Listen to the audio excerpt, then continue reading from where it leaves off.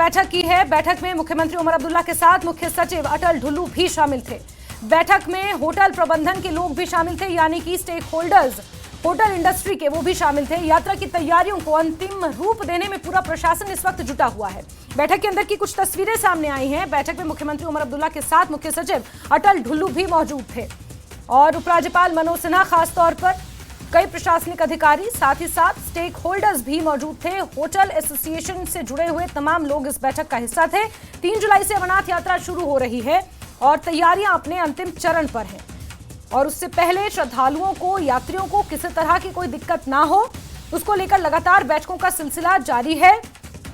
और इससे पहले भी 26 जून को एक महत्वपूर्ण बैठक हो चुकी है। तैयारियों को लेकर खासतौर पर ये बैठकें हो रही हैं। उपराज्यपाल मनोज सिन्हा खुद इन बैठकों की अध्यक्षता कर रहे हैं और पूरे प्रदेश में यात्रा को लेकर एक अलग माहौल देखने को मिल रहा है। साथ ही साथ इस बार पहलगाम आतंकी हमले के बाद सुरक्षा व्यवस्था को और कड़ा कर दिया गया है।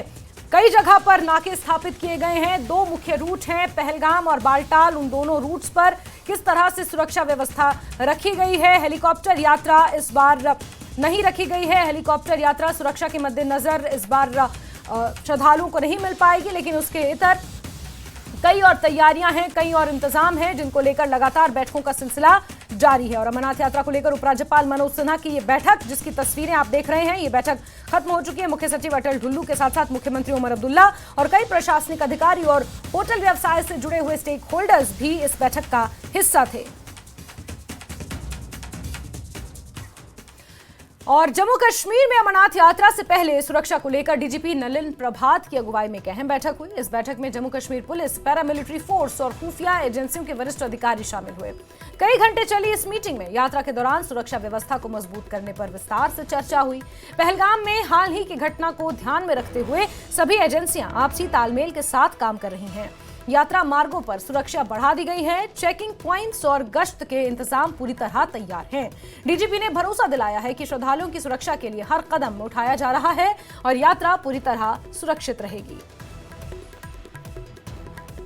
बाबा अमरनाथ की यात्रा से पहले जम्मू कश्मीर के डीजीपी नलिन प्रभात की तरफ से आज जम्मू के कन्वेंशन सेंटर में एक सिक्योरिटी रिव्यू मीटिंग की गई। इसमें तमाम जो सिक्योरिटी एजेंसीज के प्रमुख हैं वो शामिल हुए, जिसमें आईटीबीपी है, जिसमें बीएसएफ है, सीआरपीएफ है, एनएसजी के जो है यहाँ पे सीनियर ऑफिसर्स वो भी इस मीटिंग में शामिल हुए। उसके अलावा यहाँ पे जम्मू रीजन के जो आईजीपी जम्मू जोन हैं, भीमसेन टूटी, डीआईजी शिव कुमार शर्मा और तमाम सीनियर ऑफिशियल्स इस मीटिंग में शामिल हुए। कई घंटों तक ये मैराथन मीटिंग चली कन्वेंशन सेंटर में और इस बात पे चर्चा की गई है कि किस तरह से जो आने वाले श्रद्धालु हैं, जो काफी संख्या में अब पहुंचने लगे हैं जम्मू में, और उनकी यात्रा को किस तरह से सुगम बनाना है, उनकी जो सिक्योरिटी है किस तरह से उसको सुनिश्चित बनाना है। इससे पहले भी जो आईजीपी जम्मू जोन है भीमसेन टूटी, उन्होंने साफ कर दिया है कि इस दफा 30 कंपनियां जो सीआरपीएफ की हैं वो अतिरिक्त मिली हैं और इस दफा पहली दफा ये होगा कि जो रोड ओपनिंग पार्टी है